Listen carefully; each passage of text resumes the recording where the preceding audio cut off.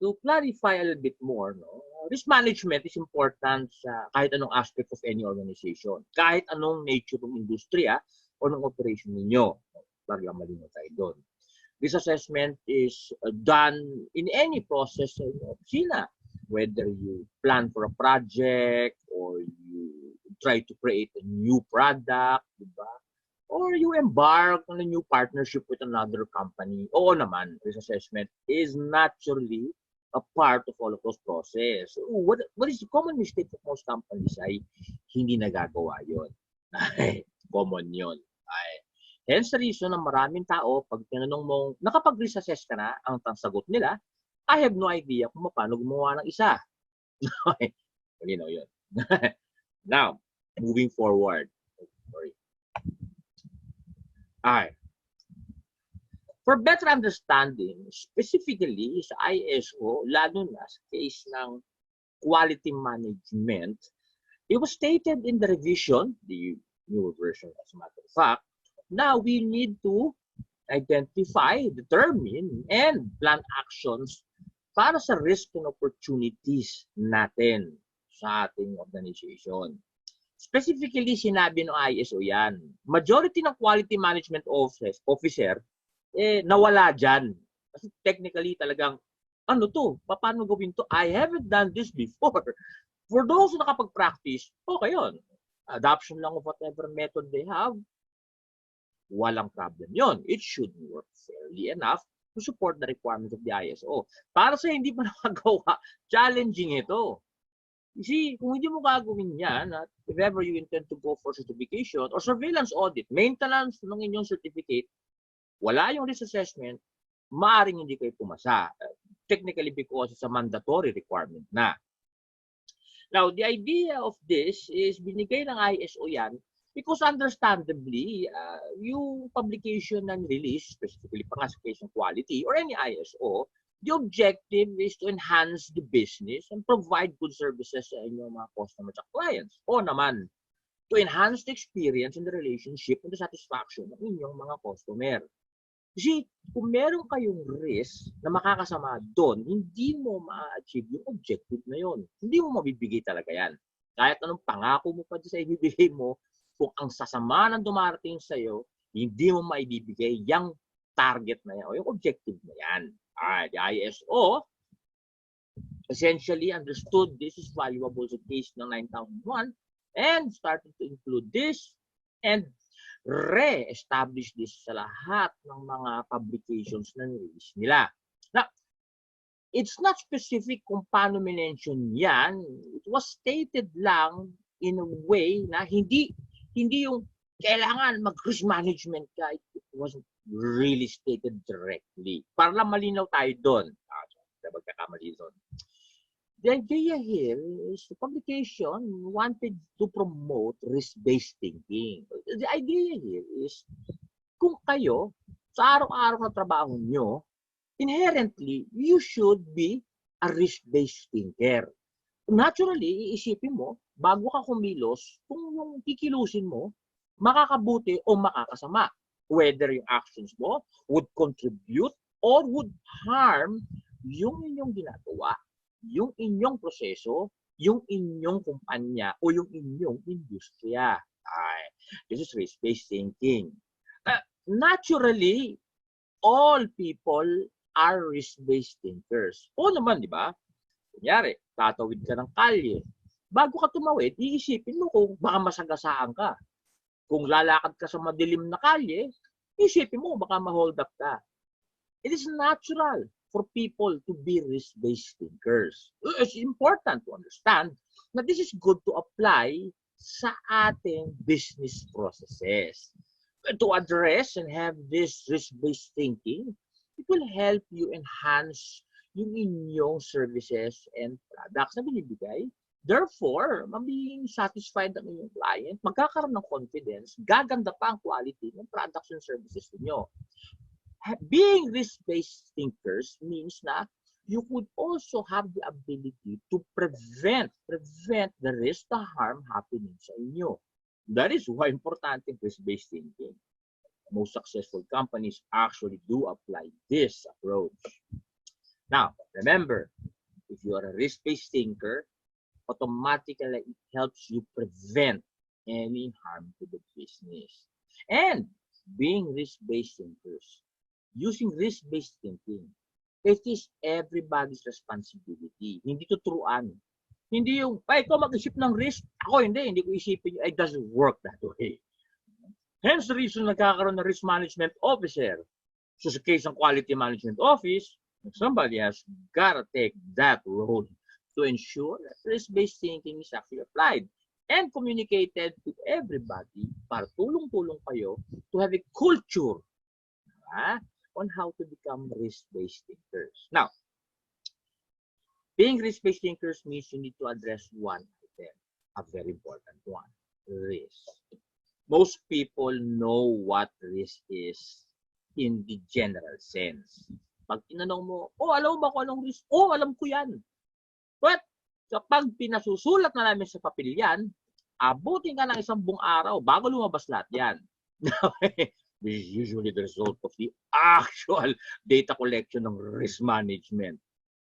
Naturally, risk is the possibility na may mga mangyayari sa inyong organization na makakasama at makakasakit, harm-causing sa inyong organization's strategic and operational objectives. Common yan.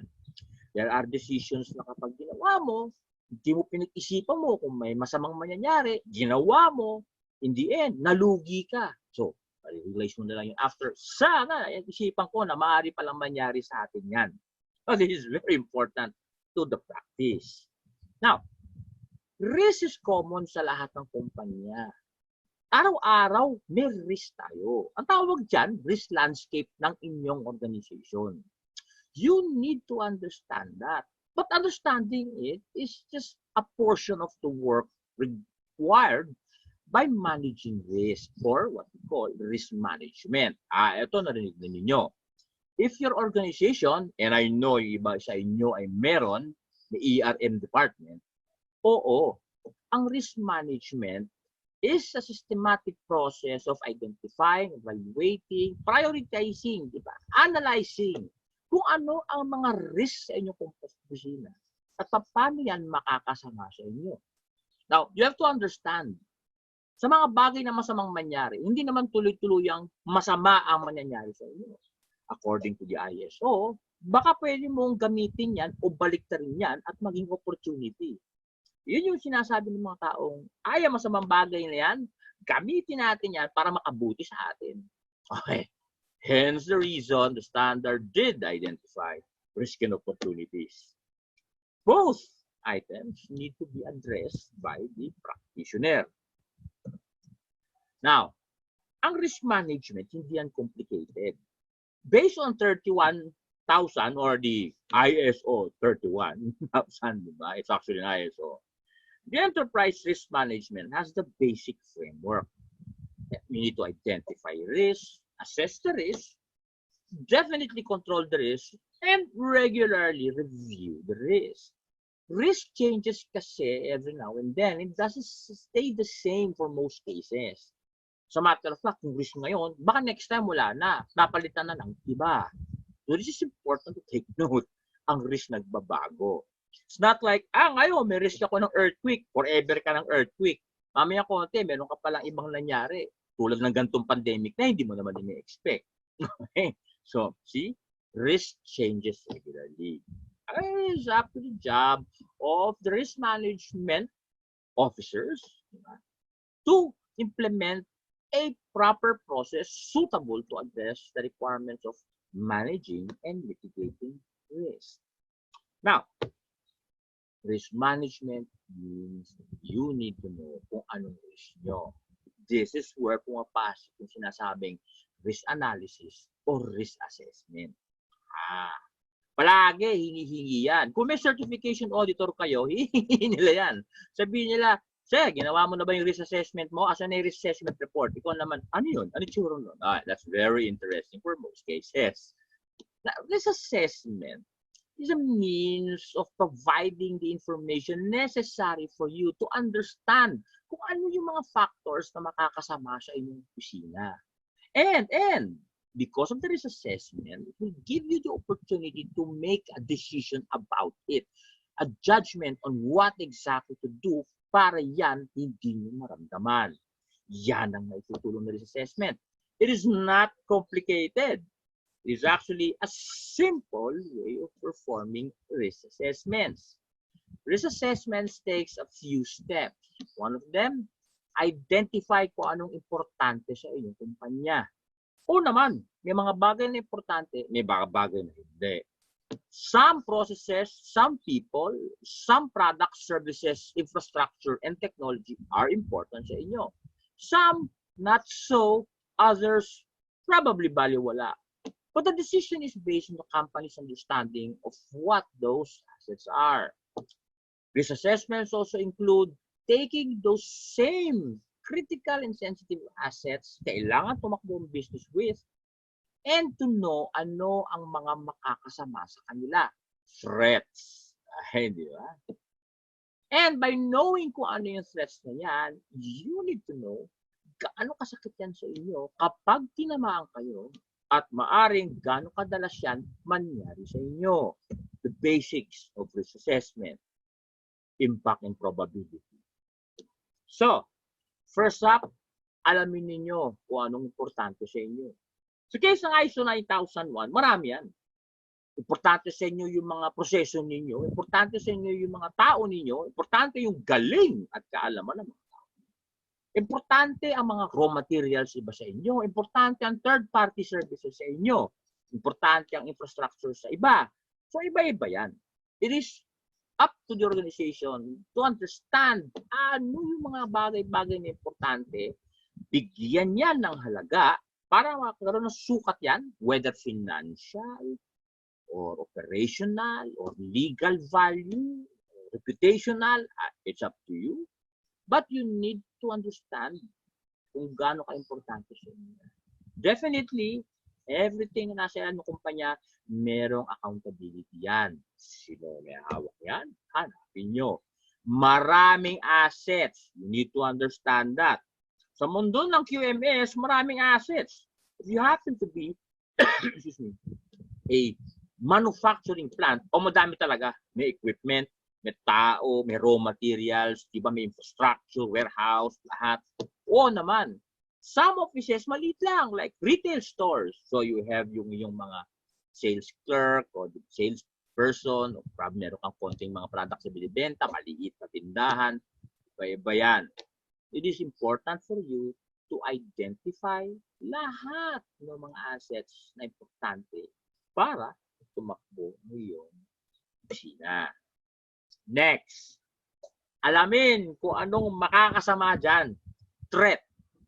A threat is common sa lahat ng opisina. And as a risk-based thinker, huwag niyong ililimit kung anong threat sa inyo. You should use your imagination. Hence, you should hire a risk management officer na open-minded. Kung yan tao ay close-minded, palitan nyo. It needs to be a person who understands threat may come from everywhere, maging environmental, technological, or galing sa tao. So, maaari itong bagyo ulan, maaari itong crash o nasunog na hardware, o maaari itong magnanakaw o hacker. O pwede yan. Always remember, a threat may be external, which is the common concept, but do not forget, maaring internal. Maraming threats successfully exploited dahil lang galing sa tagaloob. Tagaloob ang gumawa.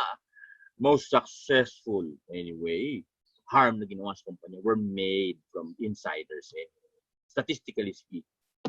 And do not forget that threats may be deliberate, pero kasama na rin yun yung aksidente. Oh, yan. So, that means kung iisip ka ng threat dun sa importanteng assets nyo, isipin mo na lahat ng tingin mong tunay na maaari o pwede o dating nangyari o ngayon nangyayari sa importanteng assets ng kumpanya nyo. Now, threats don't just harm you. Threats will harm you kung may pagkukulang kayo. Pagkukulang, technically meaning, vulnerability.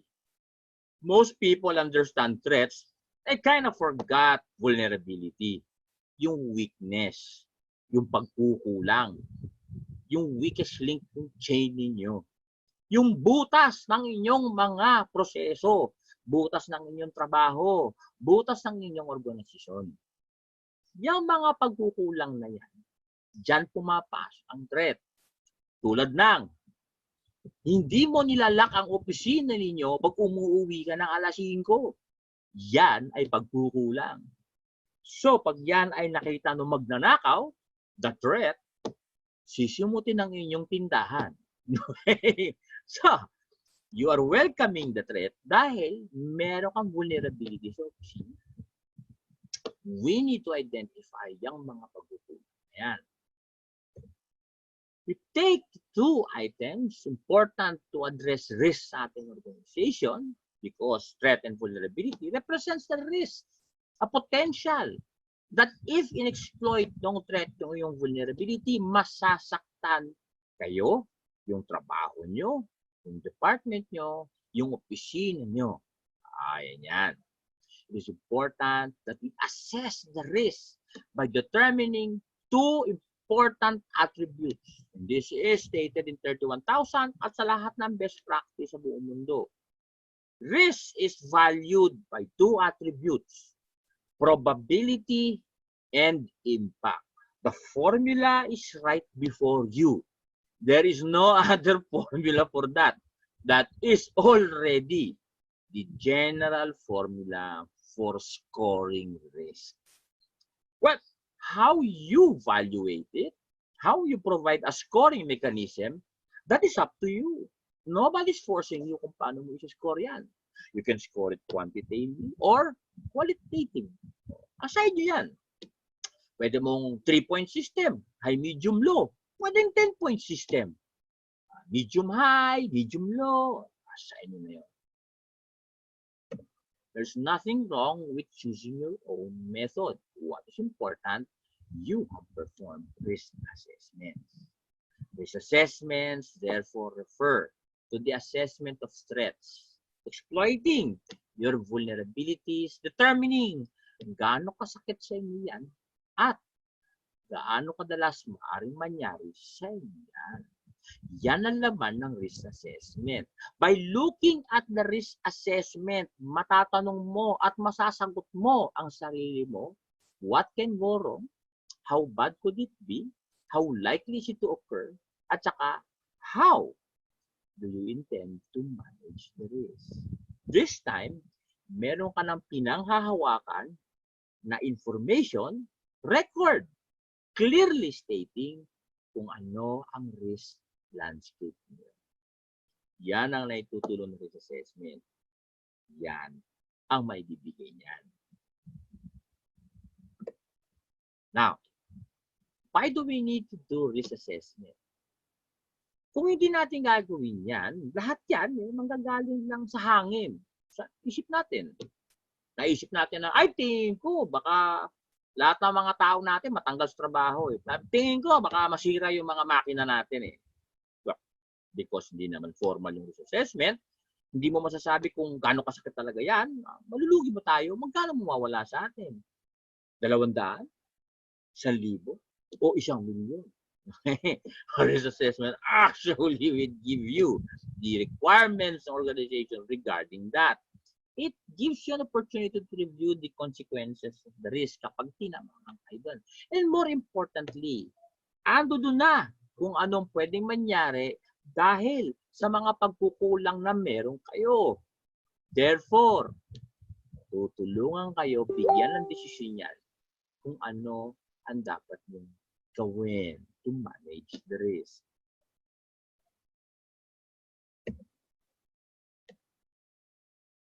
Now, treating risk.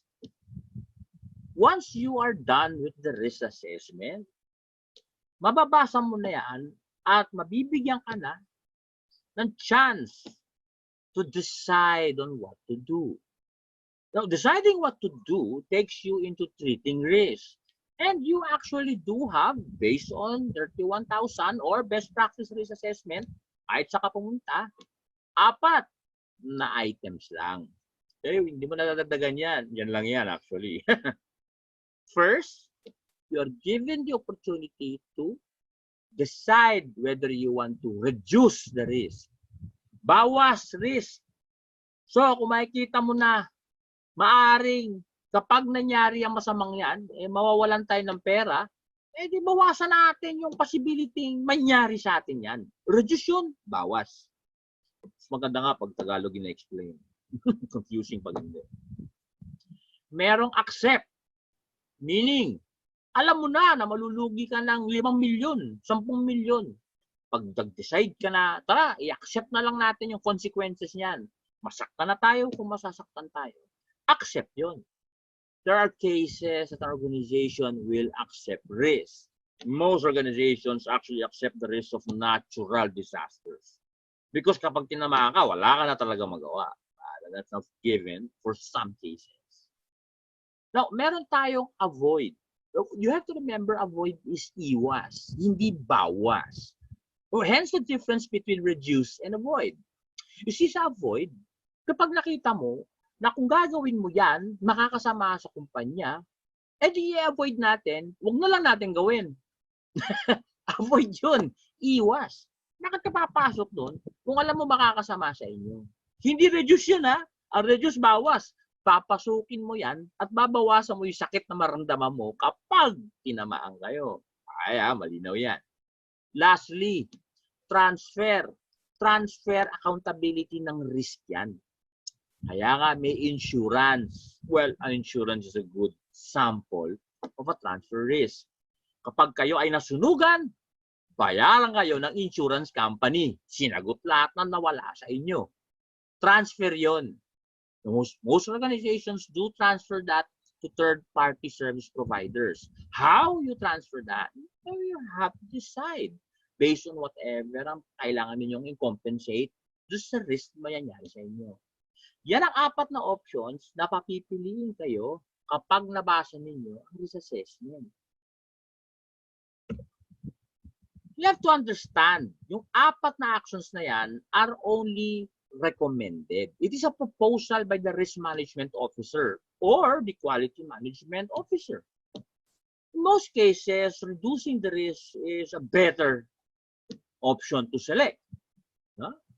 Sometimes, like I mentioned, depending sa business, you could opt the other actions. Mostly it's just reduction. The idea here is to reduce the risk to a certain level. Kung dating mataas ang risk, bawasan natin to a level na, according sa business, acceptable sa kanila. Hence the term na acceptable level of risk. Narinig mo sa mga risk management officer yan. The organization must agree kung ano yung level na yon. Gaano kababa ang mababa sa kanila. Hindi lahat kailangan sagad na mababa at hindi lahat mataas yung kanilang mababa. Depende sa inyo yan. Kung sinabi ninyong, bawasan natin ang 50%. Di 50% ang babawasan mo, okay ka na sa 50%. Agree yung business na. Anything above 50%, wala na, malugi na tayo, okay lang sa amin. Pwede yan, kaya nga tinawag na acceptable. Whatever ang decision mo, you need to propose that to management or the business. The organization needs to retain or reject yung proposal ninyo kung anong gagawin sa risk na nakita nyo based on your recommendation. Now, we need to prioritize our risk. If pumayag si management sa recommendation mo, sa actions mo, reduce, accept, avoid, transfer. Diba?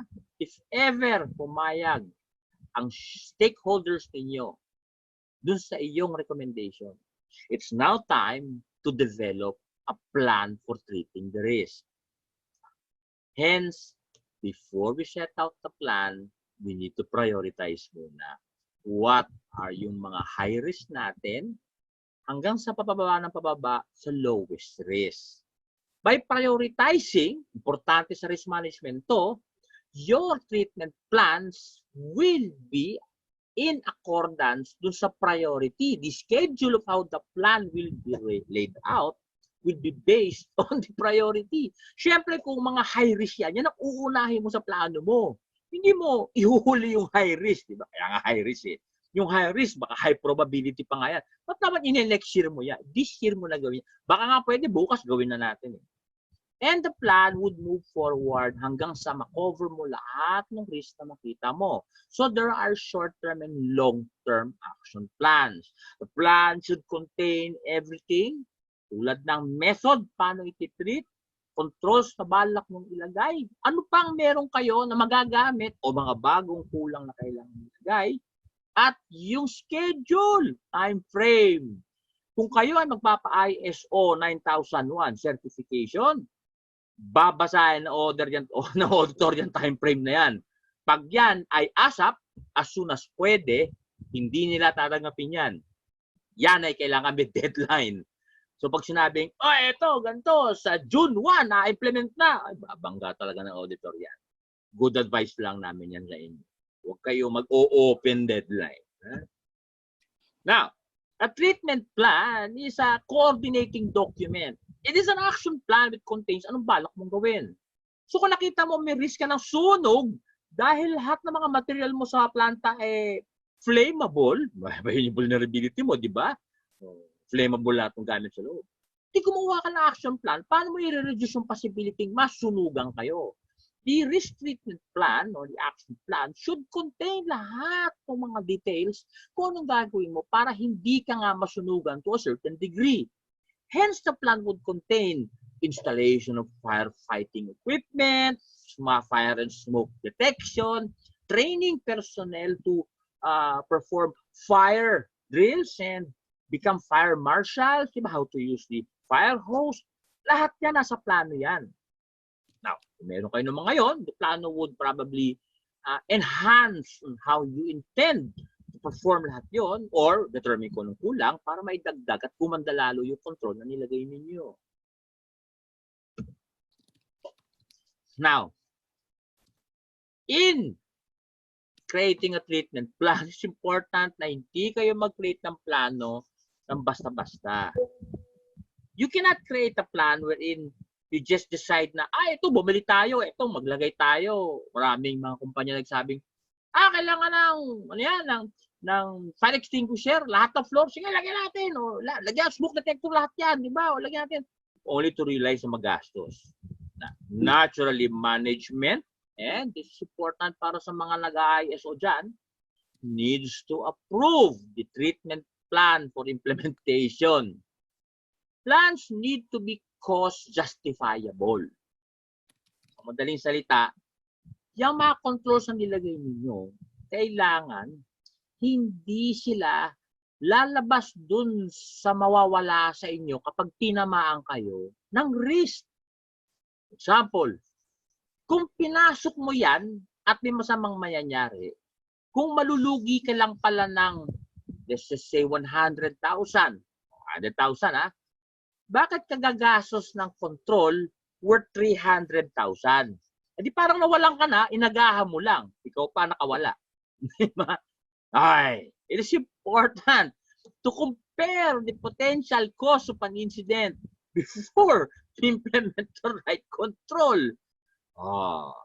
So, ibig sabihin nun, hindi basta-basta mag-recommenda ka ng actions to purchase this and purchase that and pay this and pay that. Remember, for most cases, yan talaga ay kailangan i-approve pa ng management. So, kaya sa mga magpapa-ISO, naman, the risk treatment plan must be signed and approved by management bago i-roll out lahat ng controls na nakalagay dyan. Now, yes. There's a quick question here sent to me privately. Sure. The RTP risk treatment plan is a separate document from the risk assessment itself, right? Para malinaw tayo, this is documentation issue na. Yes, the risk assessment is a totally different record from the risk treatment plan. This is the term we are giving. You can call it whatever you want, di ba? But the risk assessment contains the evaluation of risk, the risk na meron kayo, the probability and impact, di ba? measures, scores. And then the treatment plan is where the actions na gagawin mo doon sa nakalagay sa risk assessment. So, there are two different items actually.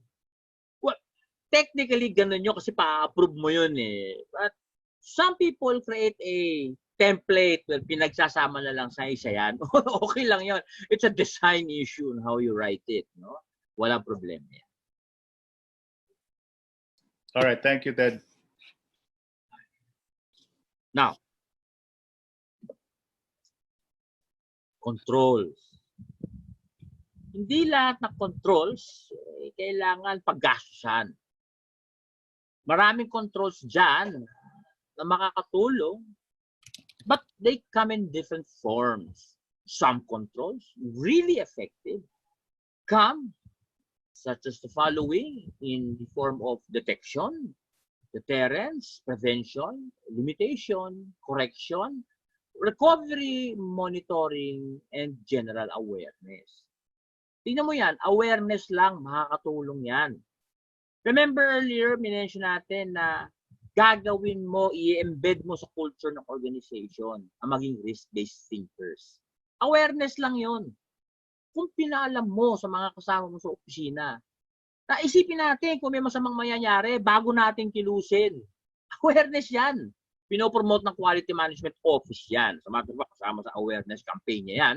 If you actually do have a quality awareness campaign, you promote risk-based thinking, therefore you create awareness.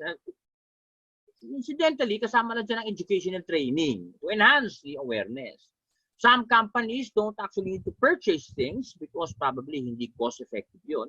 Some would probably create controls that are administrative. Hence the reason kaya maraming mga policies.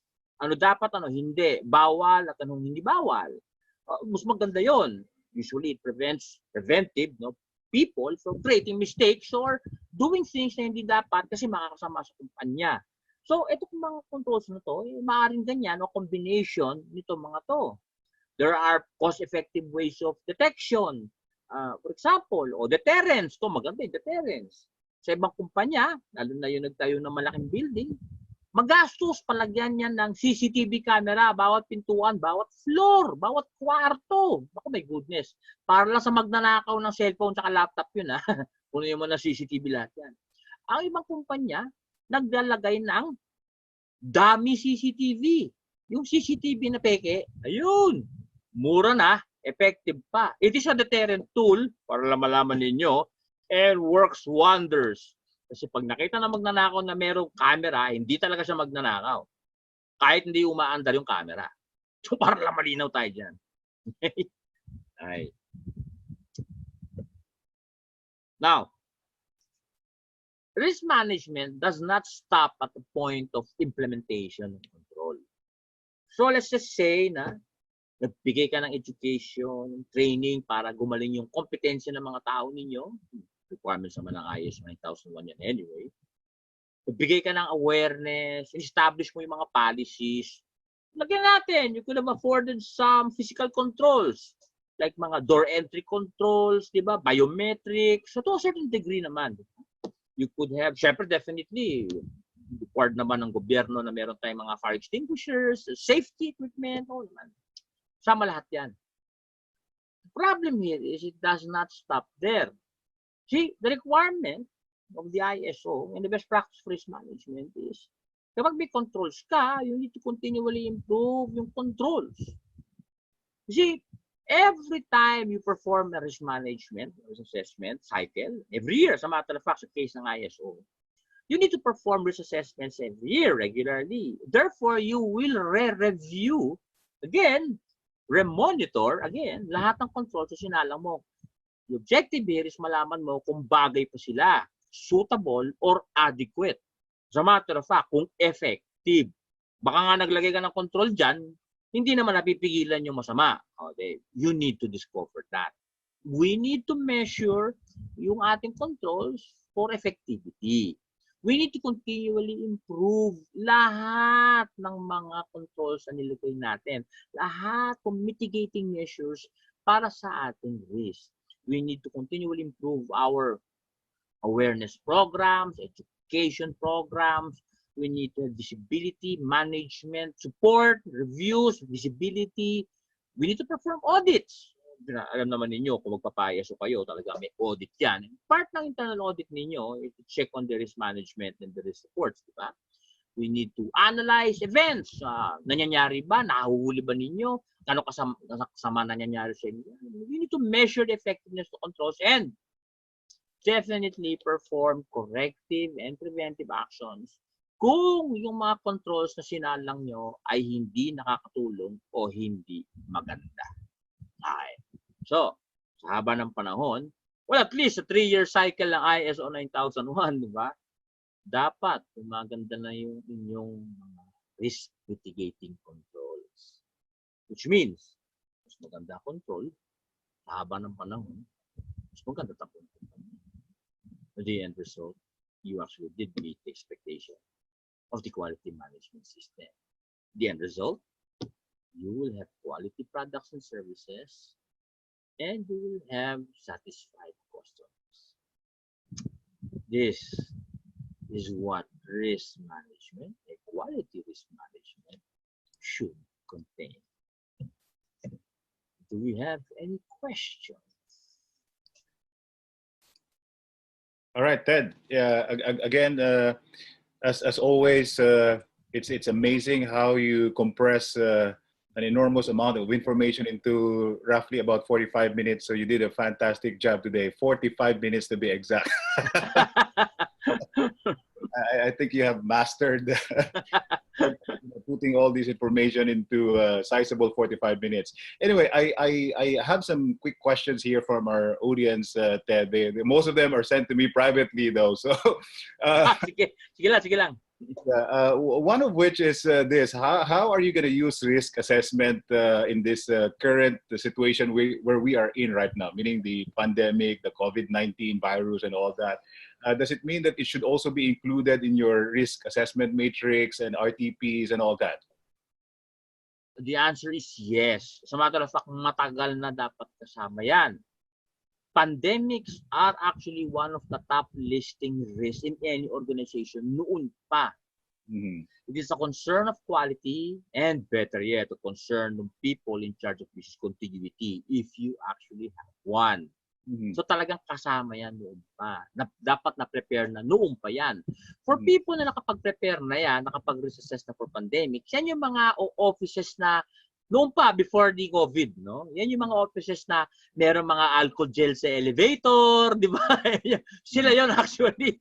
Naramdaman na nila noon na maaring mangyari yon. So, napagplanuhan ng lagyan ng control yon. Okay. So another question here. So just this may be basic question, Ted, but I think it's very important for us to address it. The question is, of course, to start first with the identification of asset, meaning what are the most important for you, and then the second step there would be to identify what threats or vulnerabilities or impacts as far as these assets are concerned, right? And so the question here is, I think I also asked you this question. It's possible to just come up with one and the same risk assessment matrix and RTP, right? You don't need to separate these two documents, or you can as well. I mean, what do you suggest? Well, physically, naman pwedeng magkasama. But remember, ibang sign-off ng risk assessment, iba sign-off ng risk treatment. The risk assessment will contain the risk assessment, the evaluation of risk. And then, yung nirecommend mong action. Okay. Pa-check mo pa yan sa management. So, may approval yun, may approval. Hahanapin ng auditor yun just in case you want to go on audit. Okay. And then, pagka in-approve yung action mo, tsaka kagagawa ng action plan. So, basically, magandang maghiwalay yun. But for understanding purposes, for the risk management officer who used it for evaluation, physically, pwede naman silang kasama sa isang mahabang worksheet o template for better reading yun and understanding. All right. Management issue. Okay. Good. And then we have another, I think it's not a question, but oh yeah, it is. Do you have a sample of a risk assessment template from Bernardo Avena? Bernardo, let me do this announcement now. We are actually, Ted and I are running a full-blown course on this risk assessment. We're planning to do a 1 to 2 day course for this. So when you attend that course, we're going to include these templates or forms. No? So as you can see, this is just, again, an overview of what risk assessment is. So we'll let you know. Mike will coordinate with you as to when the schedule of the full-blown course for this, okay?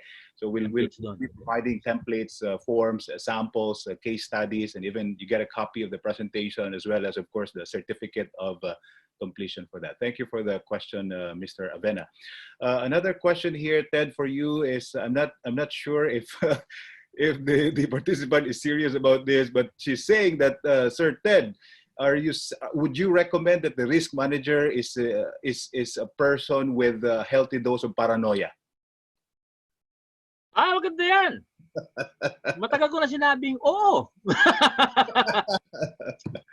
The more praning the tao, the healthy siya for the practice. See, like I mentioned, hindi maganda yung thinking niya na, sa amin, hindi mangyayari yan eh. Ay, masama yan.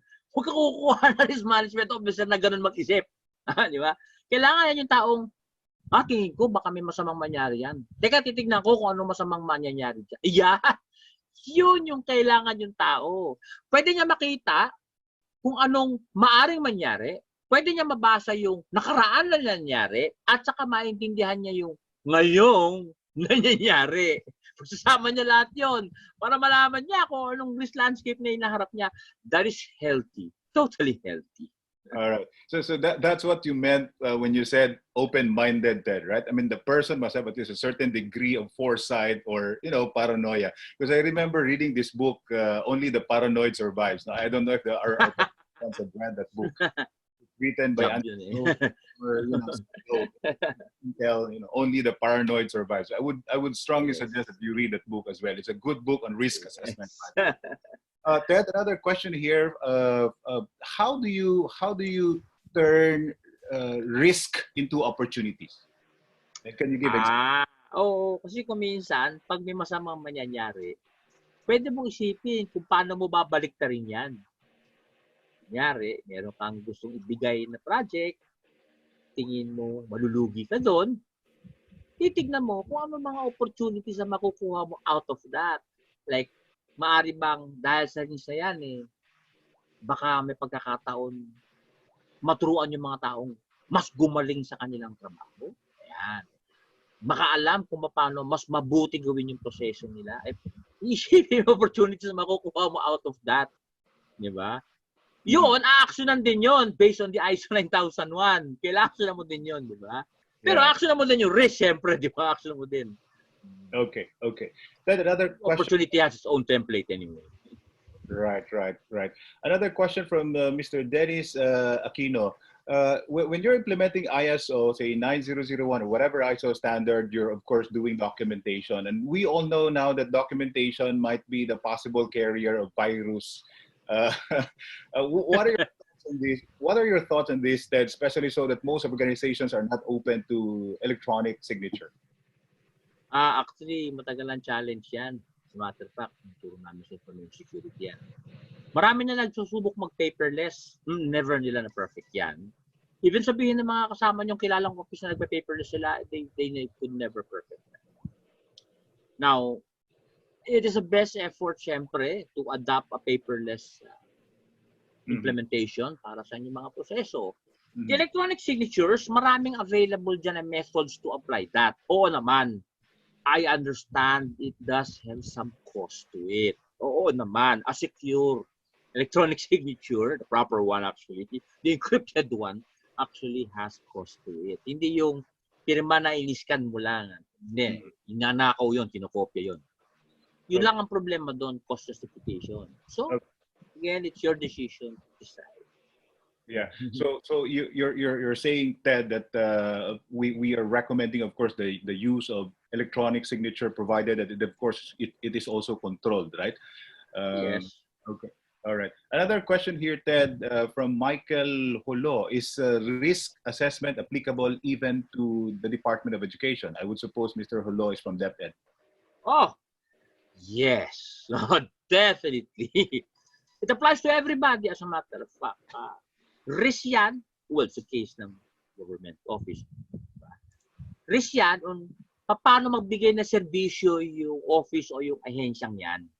Yun yung kinikilala ng risk officer, more quality officer ng inyong office. Paano sasama ang proseso? Paano hindi magiging maganda yung pagbigay nyo ng serbisyo sa publiko? Ayan. O yung mga projects na binibigay ninyo. DepEd kasi yan. O yan. Ayaw mo siyempre sumama yung mga yon, di ba? It's important to have risk management. Yes. All right. Sige. Thank you, Ted. That's a very good point right there. I think there are about 2 more questions here, but before that, Mike, I can see that there are participants who just joined in late in the discussion. Mike, I think you would like to take this opportunity to remind them on how to fill up the exit survey so they can get their webinar certificates. Mike, are you there? Yes, sir. I'm here, sir. Go ahead, Mike. Yeah. All right. So with the exit form po, I already have sent it privately po sa inyo, 1 by 1 through Zoom chat. Unfortunately, I think there's something wrong with the link kasi I tried opening it, pero it's not working on my end. It says dynamic link not working. So I'll try to generate another link for you guys and then send it to you privately as we go along with the question, sir. All right. Thanks, Mike. Thank you for working on that. Mike, also quickly, what would be our next schedule on Thursday next week? Just for on Thursday, we have internal quality audit. Okay. Let me double check for a while. Quality audit. All right. Okay, so Mike, thank you so much. Mike is our EGF, so it's our way of connecting with you, our audience, by doing this free webinars weekly. So you can join us every Thursday at 9 o'clock to 9:45, where we're talking about topics, of course, related to management systems. So Mike, thank you for that. So you expect the link from Mike. He will send it to you anytime soon. Ted, last 2 questions right here. What do you think? I think this is related to the one we asked earlier. Is there a minimum requirement for being a risk assessment officer? Kung sa trabaho lang. Naturally, yung paranoia would be that. It is more of the way nag-isip yung tao. But for better understanding, the person should have a well-rounded mind, open enough to understand the organization, understand yung kanyang mga proseso, produkto, serbisyo, to understand yung mga inner workings of company, to relationship sa labas. Kasi yan ang magbibigay daan para mabuksan ang mata niya, makita ano yung mga masasamang maaaring mangyari. Doon mapasok. All right. A little bit. At least yun, there's no such thing as required na certified risk management of no, that's an option of any organization lang, but it's not really a requirement. Anybody can be a risk management officer. Yeah. All right. So there you go. I think the other question here similar to that, Ted. So yeah, I think that's it for today. They're asking for the copy of the recording. Yes, we're going to upload this in our website and in our YouTube channel. So please feel free to go there and you can get access to a copy of this recording. Give us about 7 to 14 days and we'll repost it there. Okay. So yes. Yes, Mike. Go ahead, Mike. Yes po, sir. With regards pala sa exit form po, I have sent the link po. Initially po, I said earlier na hindi po yun working. Actually, it's working po. All you have to do is to remove the dot po at the end of the link. Anyway, I have sent po the link po to everyone. Ito pong bago po. So please check it out, fill it out po, and then only those who will successfully and completely submit the exit form shall be given po the certificate through email. All right, fantastic. Thank you. Po, it's only open up until 12 noon. Up to 12 noon. Okay. Thank you very much, Mike. Thank you for organizing this, Mike and Lian. And again, Ted, maraming salamat. You are amazing as always. Let's give Ted a huge round of applause. Please do an electronic like that if you could. Thank you, Ted. Ooh, And okay. we'll see you again in our next Oo future naman. webinar. Ted, keep safe and Okay. Keep safe. Maraming salamat sa inyo lahat. Mag-ingat kayo. thank you, Ted. It's so good to have you here today. So that's it, ladies and gentlemen. We will be ending this webinar. You keep safe wherever you are. Thank you so much, and keep on tuning in to our next programs. You can check our website. Mike will be communicating with you for the next schedules. Thank you very much, and enjoy the rest of the day. Thank you.